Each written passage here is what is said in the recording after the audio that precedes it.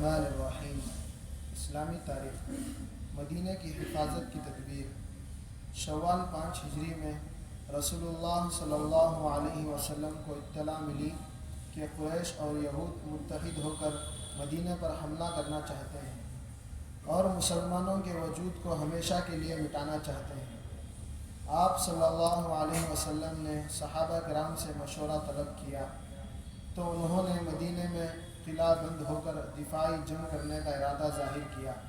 اس موقع پر سلمان فارسی رضی اللہ عنہ نے گھوڑ سوارے کے حملوں سے بچنے کے لیے خندق کھودنے کا مشورہ دیا۔ حضور صلی اللہ علیہ وسلم کو یہ رائے پسند آئی اور دشمن سے حفاظت کے لیے مدینہ کے شمالی میدان اور کھلے حصے میں خندق کھودنے کا حکم دیا اور خود نشان لگا کر ہر 10 صحابہ کو کھودنے کے لیے 10 گز زمین تقسیم فرما دی۔ صحابہ کرام شب و روز خندق کی کھدائی میں مصروف تھے کہ اس دوران ایک سخت چٹان آ گئی۔ آپ صلی اللہ علیہ وسلم نے اللہ کا نام لے کر اس پر 3 کدال ماری جس سے چٹان ریزہ ریزہ ہو گئی، اور آپ صلی اللہ علیہ وسلم نے ملک شام، ایران اور یمن کی فتح کی خوشخبری سنائی۔ غرض 3000 جانثار صحابہ نے 6 دن میں تقریباً 3 کلومیٹر لمبی، 5 گز چوڑی اور 5 گز گہری خندق کھود کر تیار کر دی۔ اللہ کی قدرت۔ مچھر اللہ کی چھوٹی سی مخلوق، مچھر کی غذا اللہ تعالیٰ نے خون کو بنایا ہے، اس لیے وہ سونڈ کو بدن میں چبو کر خون چوستا ہے۔ اس کو کس نے بتایا کہ کھال اور گوشت کے بیچ میں خون ہے؟ یقیناً یہ اس کو معلوم ہے، اگر معلوم نہ ہوتا تو اس طرح آ کر نہ بیٹھتا۔ پھر اس کی ہمت و جرأت دیکھو کہ کیسی خاموشی کے ساتھ بدن پر آ کر بیٹھ جاتا ہے، پھر ذرا سا شبہ ہوا تو اڑ جاتا ہے۔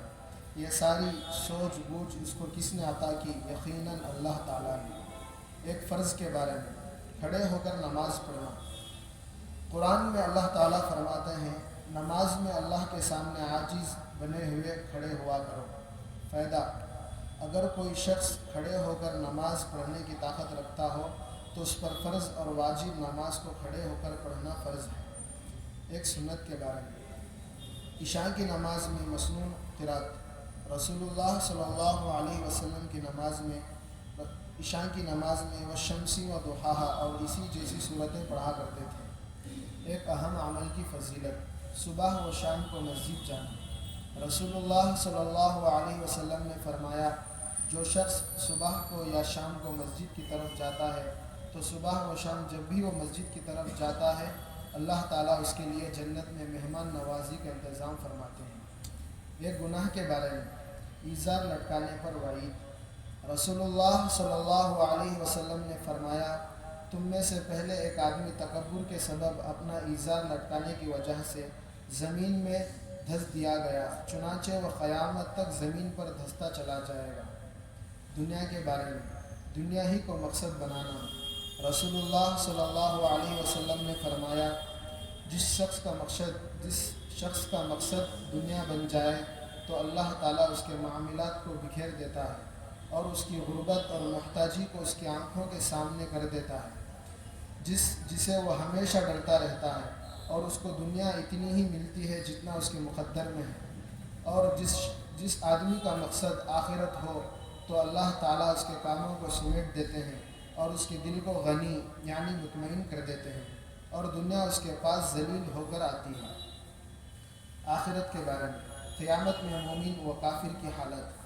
قرآن میں اللہ تعالیٰ فرماتے ہیں، قیامت کے دن بہت سے چہرے روشن ہنستے ہوئے خوشیاں مناتے ہوں گے، اور بہت سے چہرے پر اس دن گرد و غبار پڑی ہوگی اور ان پر ذلت و رسوائی چھائی ہوئی ہوگی۔ یہی لوگ منکر و بدکار ہوں گے۔ طب نبی سے علاج، عرق النساء کا علاج۔ رسول اللہ صلی اللہ علیہ وسلم نے فرمایا، عرق النساء کا علاج عربی بکری دمبے کی چکتی ہے جسے پگھلایا جائے، پھر اس کے 3 حصے کیے جائیں اور روزانہ ایک حصہ نہار منہ پیا جائے۔ قرآن کی نصیحت۔ قرآن میں اللہ تعالیٰ فرماتا ہے، اے ایمان والو، اللہ اور اس کے رسول کی اطاعت کرو، اپنے اعمال کو برباد نہ کرو۔